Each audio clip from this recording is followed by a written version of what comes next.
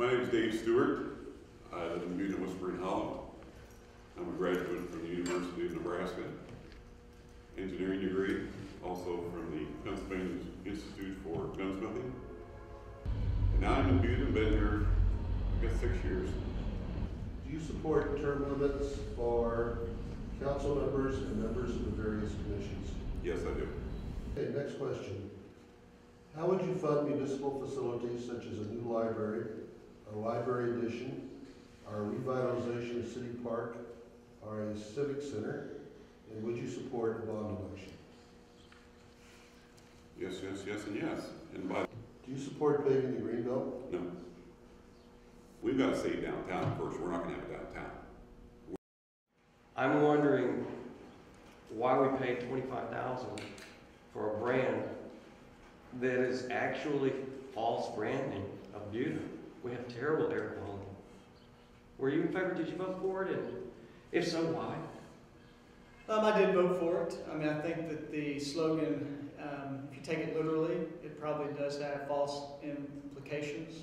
Were you aware of the fight over air quality and the recent publication in Austin American in March of 2009 about the air quality issues? The fact that outside the lower campus school, the air quality was so poor that it failed. Scott, since you've served on the council, do you feel that you have been a good personal representative and have represented the citizens of the city of Butte in the manner that they have chosen to be represented? I believe that I've listened to concerns of all citizens of Butte. I think I've That can be represented. answered yes or no. Do I feel like I've been a good representative? Was Scott Dodd a good representative of the citizens of Butte? You be the judge. In spite of nearly 800 valid signatures on a ballot petition initiative, which would have placed a controversial industrial park on the ballot so that the citizens of Butte could vote up or down whether or not they wanted it, Scott Dodd voted to take your tax dollars and hire a law firm out of San Antonio to prevent the citizens of Butte from having their right to vote. This is a clear case of Scott Dodd ruling over people rather than representing them. Was Scott Dodd a good representative? Not by a country mile. If elected, would you carefully examine any and all requests for variances that came before the council?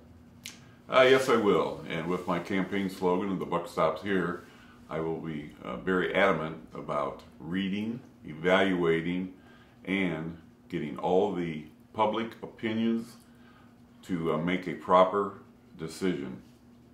Would you be in favor of more hike and bike trails and sidewalks for Butte? Yes, I would. And along with the comprehensive plan, one of the #1 issues, everyone was in favor of the transformation of a bike trail to tie Kyle, Butte, and Austin together. And I think that'd be a great thing for the city as far as future development. If you're elected, how would you retain the charm of Old Town Butte? That was one of the most important things on the survey people answered in the comprehensive development. Well, first of all, that's one of my biggest passions is to save downtown Butte.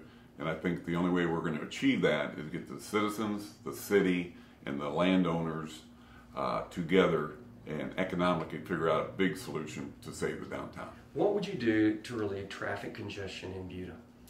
I think one of the quickest things we can do and the most least expensive is to remove the concrete kickout at the corner of Main Street and 967 and return a right turning lane to that area.